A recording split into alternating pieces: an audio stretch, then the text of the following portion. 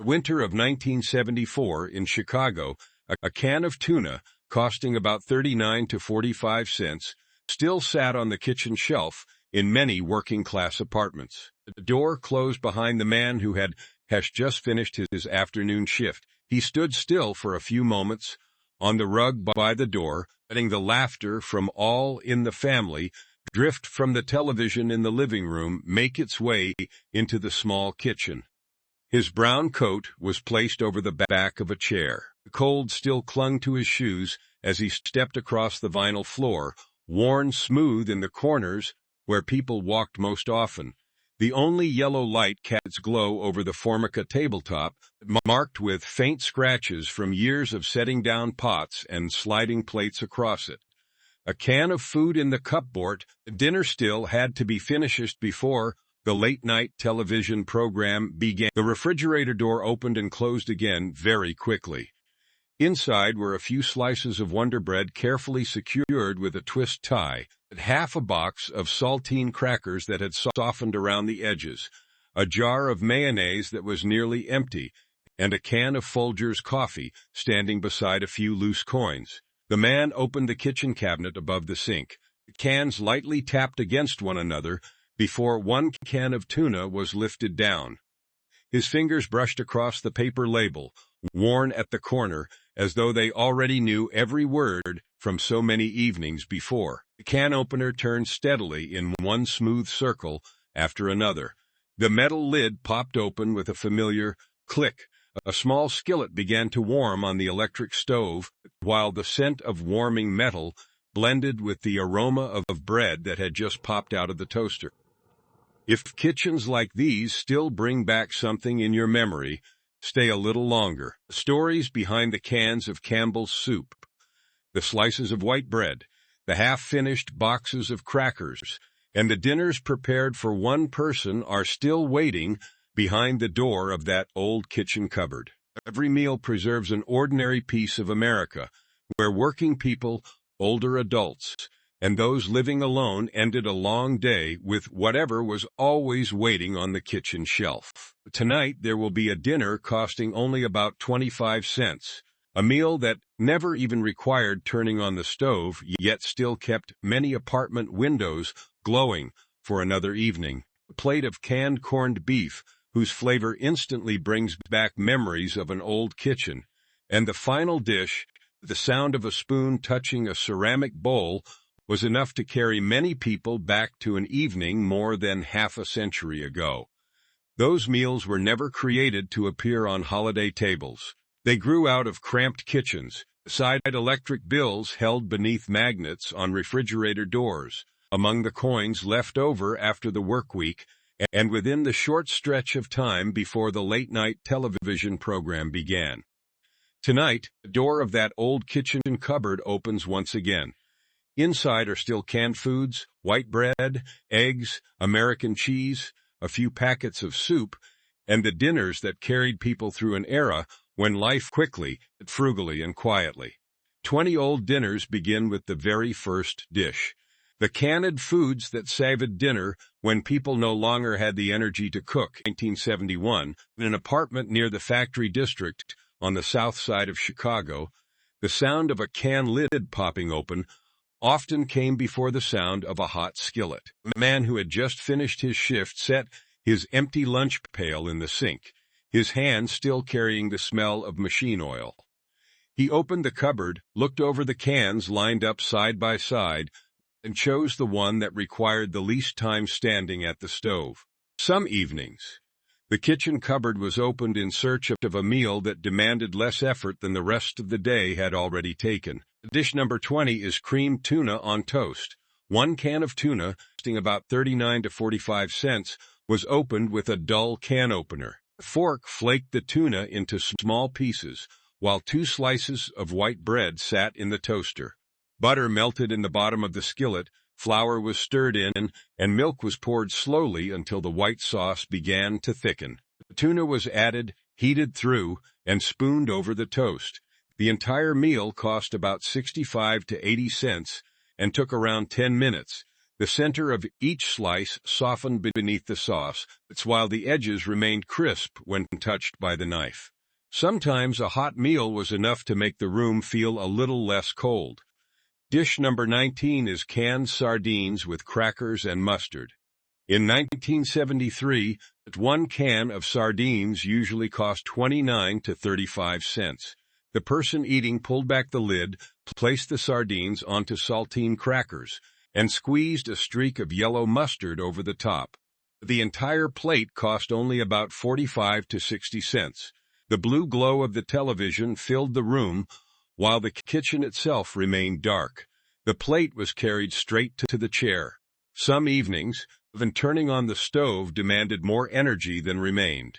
Dish number 18 is sardines on toast. Around 1978, the entire meal could cost about 70 to 90 cents. Bread popped out of the toaster, its edges turning a light golden brown. The sardines were placed on top while the toast was still hot, allowing the oil to soak into the bread in glossy streaks. A thin layer of butter or a little mustard helped the flavor of the fish linger a little longer. The dish had to be eaten immediately before the toast softened. The smell of the fish stayed on the wallpaper longer than the dinner itself, but hunger had been satisfied. Dish number 17 is canned corned beef hash. In 1976, 1 can usually cost about 79 to 99 cents. The block of meat was emptied into the skillet, spread into a thin layer, and left undisturbed until the bottom became browned and crisp. If there were eggs in the refrigerator, 1 egg, costing about 10 to 12 cents, was cracked directly on top. The aroma of hot grease, salty meat, and browned edges spread throughout the kitchen. This was a meal for one person who needed something filling, wanted to wash only 1 skillet, and then go to bed. Canned foods carried people through evenings when they no longer had the strength to spend much time cooking. In the next kitchen, a few slices of sausage, a can of baked beans, and a piece of bologna would bring the smell of browned meat back to the stove. Stew beans and white bread. An inexpensive dinner still had to fill people up. In 1972, in a rented kitchen in the Midwest, the sound of a slice of bologna hitting the bottom of the skillet was enough to announce that tonight's sandwich would carry the smell of meat. The edges of the meat curled under the heat. Tiny beads of grease appeared on the surface, and the old exhaust fan turned slowly above the electric stove. In the refrigerators of many families with little money, meat often looked like this: a few hot dogs, a stack of bologna wrapped in wax paper, or a small can of potted meat tucked against the refrigerator door. They kept well, could be divided into many servings, and turned a plain dinner into something that settled an empty stomach. Dish number 16 is baked beans with hot dogs. 1 can of baked beans, costing us about 29 to 35 cents, was poured into a small pot. Reddish-brown sauce slowly flowed around the sliced hot dogs, and the pot simmered gently over the hot burner.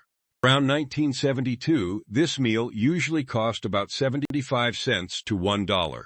Some households stirred in a little mustard, others squeezed in a little ketchup, then spooned the beans into bowls and used white bread to wipe up every bit of sauce from the bottom. In less than 10 minutes, mother returning home late from work had something hot on the table. Dish number 15 is a fried bologna sandwich. In 1975, 1 sandwich like this usually cost only about 35 to 50 cents. A slice of bologna was scored around the edges, placed into a dry skillet, and fried until the rim turned brown. Yellow mustard was squeezed onto soft bread. The hot slice of meat was tucked inside, and sometimes 1 slice of American cheese that had been left in the refrigerator was added. The smell of fried meat clung to the curtains and the wallpaper. By then, the kitchen truly sounded like a place where dinner was being cooked. Dish number 14 is a potted meat sandwich. Around 1984, 1 small can of potted meat or deviled ham usually cost about 45 to 60 cents. The lid was opened, and the soft meat was spread thickly over bread with a butter knife. then topped with a little mayonnaise, mustard, or one slice of pickle. The meal was cold, salty, and quick, usually accompanied by a glass of water placed beside the diner's elbow. A widow, a college student renting a room, or a man living alone could all keep a few cans like these in the cupboard because they were still there on the days when the refrigerator was nearly empty. Dogs, bologna, and potted meat brought the smell of meat to inexpensive dinners. But when even those few slices of lunch meat were gone, the kitchen returned once again to leftover rice, dry pasta, red sauce, one small piece of butter, and a jar of powdered cheese that was nearly empty. Rice, pasta, and canned sauce, when the kitchen cupboard held only a few basic staples. In the fall of 1974, in many small apartments in Cleveland, the refrigerator door was often closed again after only a glance. The rest of dinner waited inside the wooden kitchen cupboard, darkened by years of use. An opened package of spaghetti was folded shut with a plastic clip, half a bag of rice rested behind the salt jar, a can of red sauce stood beside a nearly empty container of grated Parmesan cheese, and the stick of butter was carefully wrapped again in its original wax paper. It was still enough to keep the kitchen light on for another evening. Dish number 13 is spaghetti with canned meat sauce. 1 can of meat sauce, costing about 55 to 75 cents, was opened. The reddish-brown sauce slid into a skillet before being stirred over low heat. In the pot beside it, strands of spaghetti gradually softened in the boiling water, while the steam fogged the window overlooking the alley behind the building. Around 1974, 1 package of spaghetti, 1 can of sauce, and a little grated Parmesan made a dinner costing about 90 cents to $1.25 for 2 or 3 people. The sauce was spooned over the pasta as soon as it had drained, and small handfuls of grated Parmesan fell across the top. The aroma of hot tomatoes spread throughout the kitchen, and suddenly the dining table felt a little more abundant. Dish number 12 is rice with tomato sauce. The container of leftover rice from the previous evening was opened, and the slightly dry grains were loosened with a wooden spoon. 1 can of tomato sauce, costing about 20 to 30 cents, was heated with butter, flour, salt, and a little pepper until it thickened. Around 1970, the entire meal usually cost only about 30 to 45 cents if the rice was already on hand. The light red sauce was poured over the hot rice, and some households added a little chopped onion or a little sugar to soften the sharpness of the tomatoes. Yesterday's rice became another evening's dinner without wasting a single grain. Dish number 11 is buttered noodles with Parmesan. Around 1977, 1 serving of dry pasta with butter and Parmesan usually cost about 40 to 60 cents. Freshly drained pasta was immediately tossed with a small piece of butter, allowing the heat to melt it into a thin coating over every strand. The container of Parmesan was shaken several times and gently tapped against the cook's palm so the last few flakes would fall out. A little black pepper was sprinkled over the top at the very end. It was the dinner for those days when the refrigerator was almost empty, but the kitchen still held enough ingredients for someone to sit down with a plate that was still steaming. There were even quicker dinners still to come, where bread, canned fruit, and cold meals took the place of boiling water and a skillet on the stove. Cold meals that never required turning on the stove but were still dinner. The summer of 1972, in a neighborhood in the American South, a box fan set in front of the window turned steadily, pushing warm air throughout the small kitchen. The curtains swayed gently, the tabletop still held the heat of the long day, and no one wanted to go near the electric stove. A ripe tomato rested beside a jar of mayonnaise. A few slices of white bread lay on a chipped enamel plate, and a small knife was all that was needed to prepare dinner. The room was so quiet that the sound of the refrigerator door closing was clearer than the television playing in the living room. Some evenings, the kitchen still served dinner, even though the stovetop had never become hot. Dish number 10 is a tomato sandwich. One ripe tomato was sliced into thick rounds, its pale red juice running across the wooden cutting board and soaking into the dish towel lying beside it. Salt and pepper were lightly sprinkled over the slices before they were tucked between two slices of white bread spread with mayonnaise. During the summer of 1972, the tomato came from the backyard garden or the produce stand at the end of the market. The entire sandwich usually cost only about 20 to 30 cents. People often stood near the sink while eating it, letting the tomato juice drip into the stainless steel basin instead of onto the floor. Every bite carried the cool taste of summer and the aroma of bread fresh from the bag. Dish number 9 is cottage cheese with canned peaches. The can opener turned slowly around the rim of the can, and the pale golden syrup glistened beneath the kitchen light. The soft peach slices were lifted out, drained, and placed on top of the white cottage cheese. Around 1972, one serving like this usually cost about 60 cents if the can of peaches was used for several meals. The spoon lightly touched the side of the bowl, while the room remained completely quiet. This was a familiar dinner for many older adults on days when their bodies no longer wanted to spend even a few more minutes standing. Dish number 8 is an egg salad sandwich. Hard-boiled eggs prepared that morning were taken from the refrigerator, gently tapped against the edge of the sink, and peeled. The yolks were mashed with a fork, together with mayonnaise, salt, pepper, and a little mustard, creating a smooth, pale yellow mixture.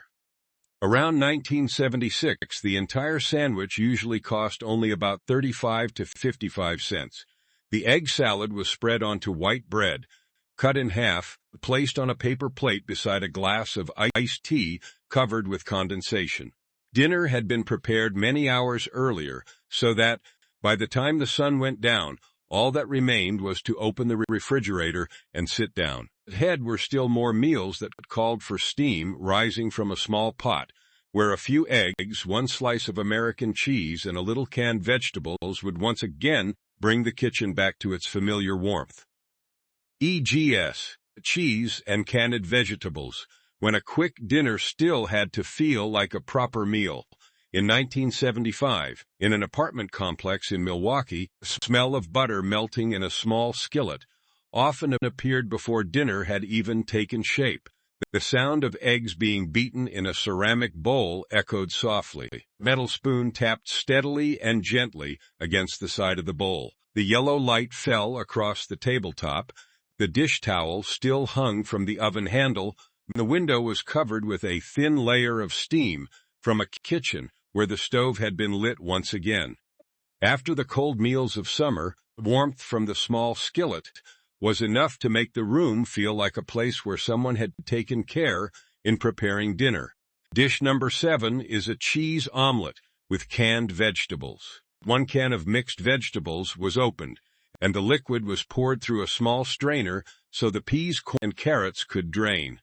2 eggs was costing about 20 to 25 cents in 1975, were beaten with salt and pepper before being poured into a skillet coated with hot butter. The vegetables were spread evenly across the eggs. 1 slice of American cheese was placed in the center. The omelet was folded over as soon as the edges had just set. The entire meal usually cost about 70 to 90 cents. The yellow of the eggs, the pale green of the vegetables, and the soft cheese inside made the small plate seem more substantial than it really was. Dish number 6 is egg drop soup made with chicken bouillon.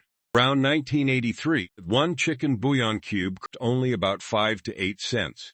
The bouillon cube was dropped into a pot of boiling water and stirred until it dissolved.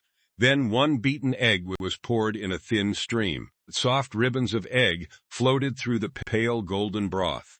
Some households crumbled a few saltine crackers into the bowl before ladling in the soup. The steam carried a faint aroma of chicken through the kitchen, enough for someone returning home after a long day to feel that dinner had truly begun. Dish number 5 is a grilled cheese sandwich. 2 slices of white bread were buttered on the outside and placed in a skillet over medium heat. 1 slice of American cheese rested between the bread as it gradually softened, while the crust turned a deep golden brown. Around 1971, the entire sandwich usually cost only about 40 to 65 cents. The cook flipped the sandwich at just the right moment, cut it in half with a knife whose wooden handle had been worn smooth, placed it beside a glass of milk or a small bowl of soup. The aroma of toasted bread and hot butter lingered in the room long after the sandwich had been eaten. Meals like these allowed dinner to keep the feeling of something prepared by caring hands. Still ahead were bowls of hot soup, tender potatoes, and simple gravies for the days when the body needed gentleness even more than it needed fullness. Soup, potatoes, and gentle meals for weary days. The winter of 1970. In a neighborhood in northern Ohio, steam rising from a small pot fogged the kitchen window before dinner was served. Outside the window, the wind swept through the bare tree branches, while inside the room the only sound was a wooden spoon slowly stirring along the bottom of the pot. There were evenings when people were not looking for a meal with plenty of meat or bold seasoning. What they wanted was something softer, warmer, and gentle enough to help the whole body slow down after a long day.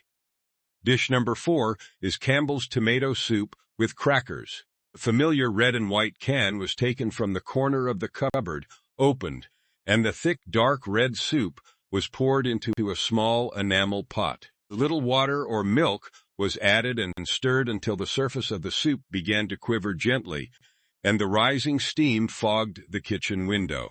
Around 1970, 1 can of soup usually cost about 18 to 25 cents. Add a few saltine crackers and a little milk, and the entire meal usually came to about 45 to 60 cents. The crackers were broken into small pieces and dropped into the bowl. Some people ate them while they still held their crispness. Others waited until each piece gradually softened in the red soup. The bowl was held with both hands, the warmth passing through the thick ceramic and lingering in the palms for a long time. Dish number 3 is instant mashed potatoes with canned gravy. Around 1975, 1 serving of instant mashed potatoes with brown gravy usually cost about 70 cents if butter and a little milk were already available in the kitchen. The potato flakes were poured into a large bowl, and hot water quickly transformed them into smooth, creamy mashed potatoes. In the small saucepan beside it, the gravy was heated slowly before being poured in a warm brown stream over the potatoes. A little black pepper was sprinkled on top at the very end, and sometimes a slice of white bread was added to soak up the remaining gravy left on the plate. That dinner brought back memories of the holiday table, even though only 1 chair had been pulled out. Meals like these did not carry many colors or bold flavors. They appeared on evenings when throats were dry, knees ached, backs were sore, people simply wanted something easy to swallow before bringing the day to an end. The steam rising from the bowl of soup, the mashed potatoes still holding their warmth, the gentle sound of the spoon touching the side of the bowl were enough to quiet the kitchen. Still ahead were meals with heavier flavors, less appealing appearances, and dishes that many people overlooked, but they sustained countless working-class kitchens through their most difficult years. The dishes that were never beautiful but truly sustained people for years. In 1978, many rented apartments in Pittsburgh. The foods that stayed on the kitchen shelf the longest, rarely the ones people spoke of with pride. They were usually tucked behind the box of crackers, beside the cans of soup, or in the lower cabinet near the floor. The kitchen light shone across faded paper labels, while the television in the living room played on with its familiar evening sound. If those foods were placed on a dinner table today, the people would probably walk right past them without a second glance. Yet in the kitchens of that time, they still held their place as a real dinner. Around 1980, 1 or 2 cans of sardines often sat untouched in the corner of the cupboard for weeks. No one opened them on the days when guests came to visit. They waited until the grocery store had already closed, but only a few coins remained in the wallet, and an empty stomach began asking for dinner. One can, costing about 45 to 55 cents, was opened and served over crackers or a slice of bread, the little mustard, if any remained in the cupboard. The smell of the fish lingered in the room longer than the meal itself, and the plate returned to the sink after darkness had fully settled outside. There were also evenings, close to 10 o'clock, after a work shift that had lasted longer than usual, when a can of corned beef hash was opened right on the stovetop. The block of chopped meat fell into the skillet, and the sound of grease meeting the hot metal lasted only a moment before settling into a steady sizzle. If there was still one egg left, it was cracked on top before the lid was put in place. The can costing nearly $1 was not the least expensive choice, but it was enough for a man to sit down with a plate that was still steaming before the apartment fell silent.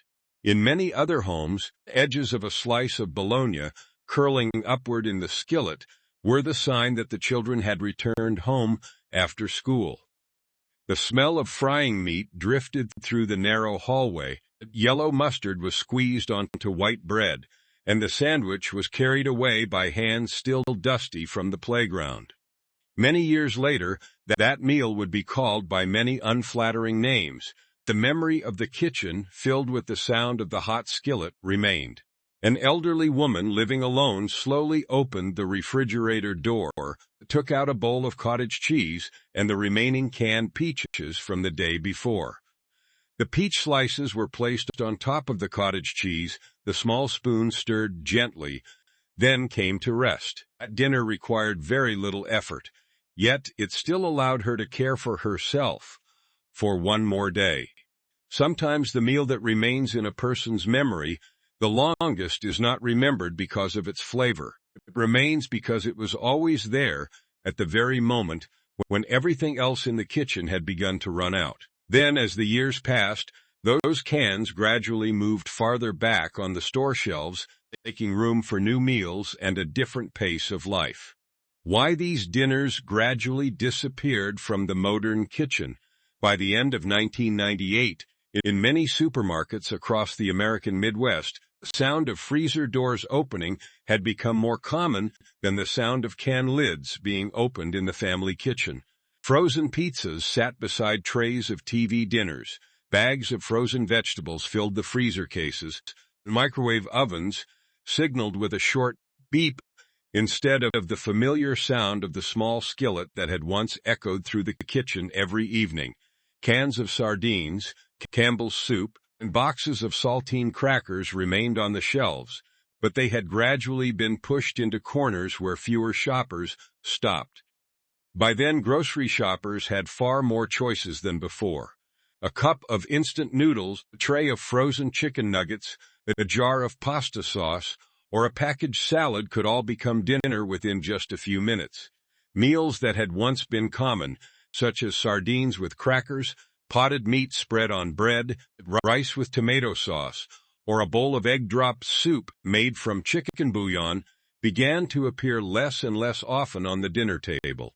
Yet during the 1970s, a can of soup costing about 25 cents, a loaf of bread costing about 40 cents, or a bowl of mashed potatoes costing about 70 cents, had been an ordinary way to end a workday when every dollar had to be divided with great care. Along with the new grocery shelves, the tastes of many generations also changed.